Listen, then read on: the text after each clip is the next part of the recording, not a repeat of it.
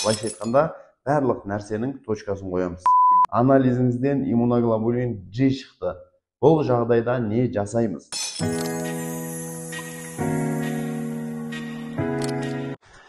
Қазіргі уақытта көп аналарды мазалап жүрген нәрсе цитомегаловирусты инфекция. Біз бүгін нақты осы тақырып туралы айтамыз. Осы бүгінгі айтылған тақырыпта сізге түсінікті, қолжетімді, былайша айтқанда, барлық нәрсенің точкасын қоямыз.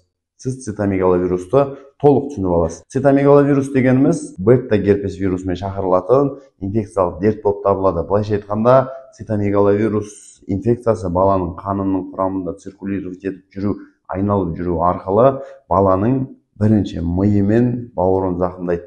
Оның клиникасы қандай? Сіздің балаңыз жиі ауырып қалуы мүмкін.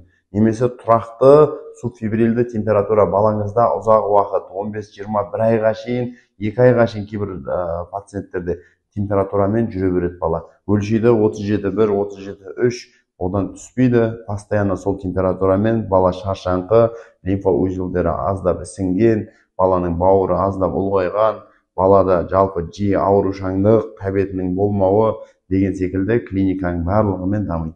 Енді цитомегаловирус қазіргі балдарда көп жағдайда внутриутробно кездесіп жатыр. Өйткені жатыр ішінде босануға дейін, былайша айтқанда, анасы жүкті кезде бала сол вирусты жұқтырып алып жатыр. Енді бұның өзі қазір көп жағдайда шатастырып жатырған нәрсе, ата-аналардың шатасып жатқан нәрсесі, көптеген дәрігерлердің шатасып жатқан нәрсесі, вирустың активны емес фазасында да сол вирусқа акцент қою, яғни сол вирустың әсерінен деп сол вирусқа емді бағыттау. Енді осы тарапта біз вирус балада активный ма, активный емес пе, оны емдеу керек емес деген нәрсені қалай түсініп аламыз? Қарапайым тілмен түсіндірейін. Жалпы цитомегаловирустың бізде екі анализі бар. Біріншісі ИФА метод, иммуноферментный анализ дейміз. ИФА қаннан тапсырылатын ИФА метод. Екіншісі бізде полимеразды цепная реакция, ПЦР әдісімен. Осы екі әдіс арқылы цитомегаловирустың нақты диагнозын қоюға болады. Енді сіз ИФА методты қалай тапсырасыз? Жалпы қаннан тапсырылатын анализіңіз лабораторияға сізде иммуноглобулин М және иммуноглобулин G деп екіге бөлінеді. Және қаннан тапсырылатын нәрсе бұл вирустың авиттілігі, былайша айтқанда белсенділігі.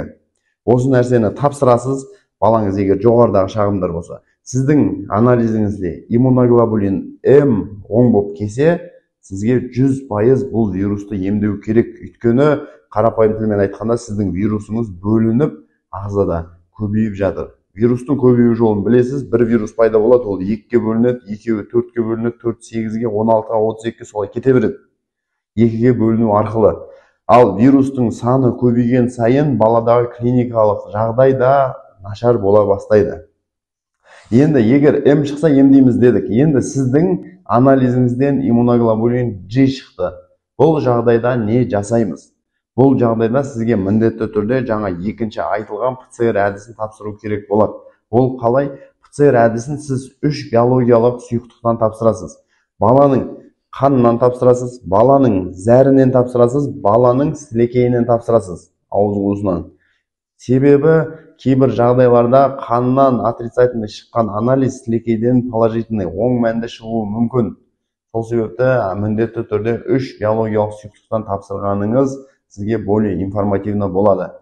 Енді егер ПЦРіңіз положительный болса, дәл солай бұл вирусты емдеу қажет болады.